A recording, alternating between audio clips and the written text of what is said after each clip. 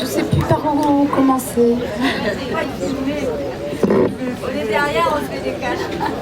Bon voilà, en fait, ce qui nous a rassemblés tous ici, je crois que c'est, enfin j'en suis sûre d'ailleurs, c'est le fait que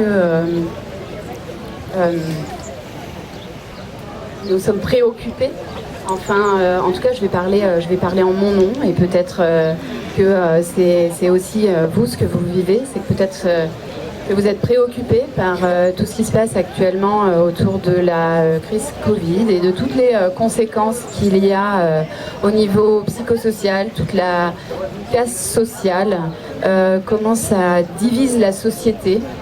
Et ça amène de nombreux questionnements sur le monde qu'on veut pour demain. Ce qui m'a fait bouger, parce qu'évidemment on peut se sentir impuissant. J'avais un petit peu un exemple comme celui d'un accident. D'ailleurs j'ai eu un accident il y a un an de ça. Et 10 mois après j'ai fait 2 mois de rééducation. Et donc ça a été quand même assez long, mais à un moment donné, les choses évoluent, les choses bougent, il faut prendre son courage à deux mains et y aller. Et là, c'est un peu comme si depuis le mois de mars, il y avait comme un accident qu'on vivait collectivement, un accident mondial. Donc voilà, on se rééduque. On rééduque d'une manière large, comment on s'y prend, qu'est-ce que vous avez à proposer, qu'est-ce que vous pouvez faire. Il y a un collectif parents qui existe, mais il y aurait besoin par exemple qu'il y ait des antennes aux 4 coins de l'île pour que les parents puissent se rassembler et être force d'action et de proposition auprès des établissements, parce qu'il y a de nombreux arguments en fait et un gros mouvement qui bouge aussi en métropole de l'union de tous les collectifs de parents de France qui œuvrent pour protéger les enfants en fait de l'impact de la crise Covid. Et qui se préoccupe énormément et qui veut faire savoir à quel point c'est nocif pour les enfants de porter un masque à longueur de journée. Ce n'est pas anodin, ce n'est pas anodin pour tout le monde, c'est clair. Ce n'est pas anodin pour des enfants qui sont en développement. Ce n'est pas anodin dans leur épanouissement et pour leurs apprentissages. Ça pose des problèmes de compréhension, des problèmes d'expression, des problèmes de repli sur soi. Après, on va ajouter évidemment tout ce qui est maux de tête, gêne respiratoire, et puis tout l'aspect contre-productif en fait que de porter un masque à longueur de journée quand on est un marmaille à l'école qui fait 35 degrés, qu'on le tripote à chaque instant parce qu'en fait ça gêne, parce que ça gratte, parce qu'on le met sous le nez, etc. Parce qu'ils ont du mal à respirer en fait, tout simplement. Mais il paraît que ce sont les parents qui exagèrent, il paraît que les enfants le tolèrent, il paraît que tout va bien. Donc c'est aussi ça qui nous rassemble ici, je voulais bien vous le dire.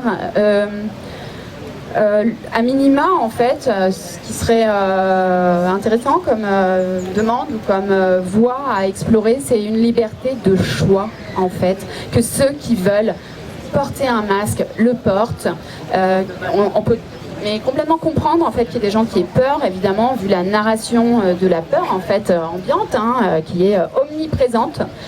C'est partout en fait, c'est partout. Donc bien sûr, on peut le comprendre.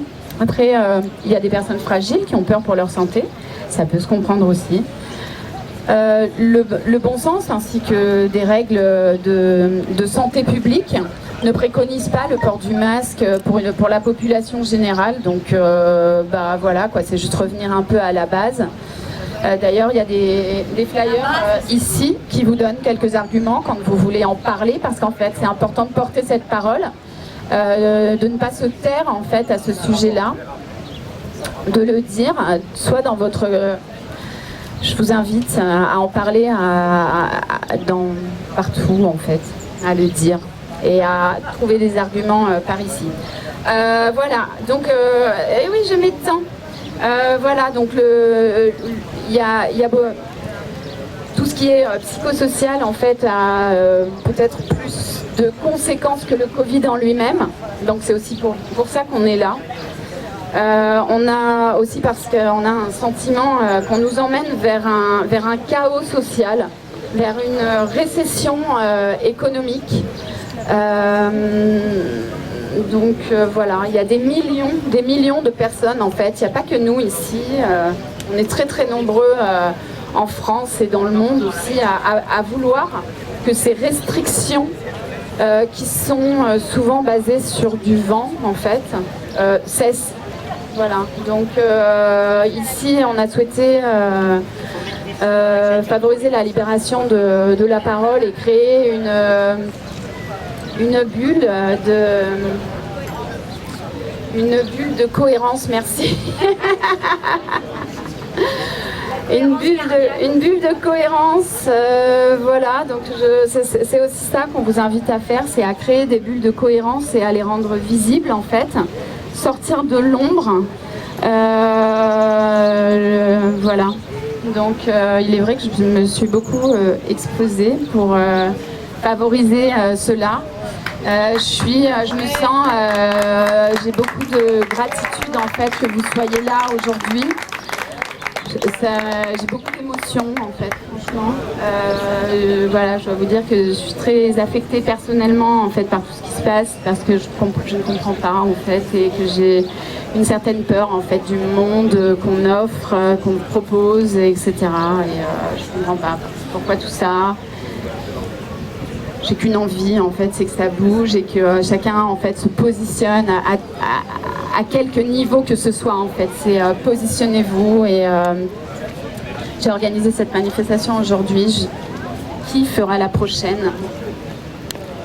Faites-le, j'ai envie de dire, voilà, faites-le quoi, ici ou ailleurs, mais publiquement en fait, parce qu'on aurait pu se réunir quelque part en fait, en cachette, mais en fait on est là publiquement, on a des choses à dire et ce qu'on voulait c'est qu'il y ait un vrai débat public et qu'on puisse ouvertement parler de ce qui génère, de ce qui génère un malaise en fait. Il y a un malaise, il y a des injonctions, il y a un dictat.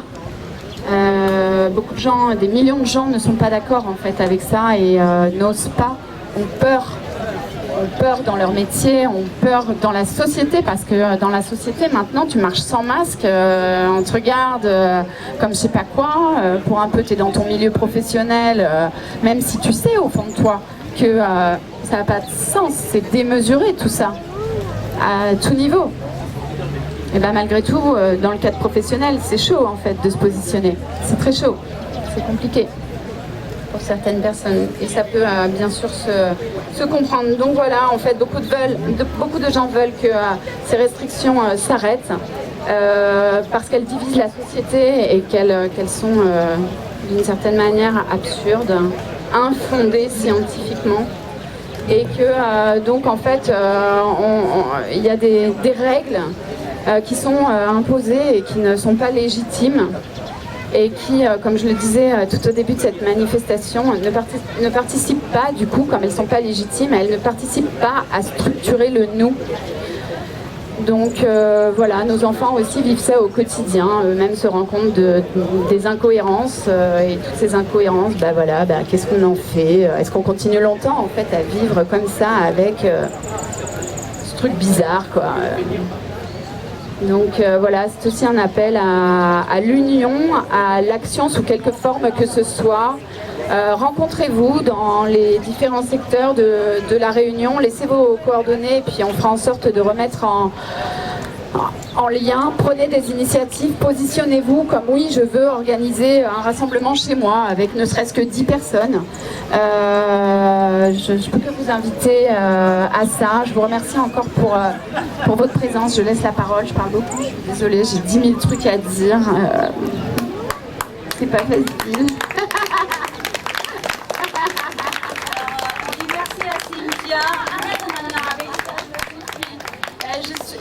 Voilà, je suis là parce que tout ça m'anime énormément et par un besoin de fédérer, voilà, un appel à l'union. Voilà, c'est pas sur un plan, voilà.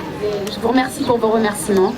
Ce qui serait vraiment fabuleux, en fait, c'est que ça génère un mouvement et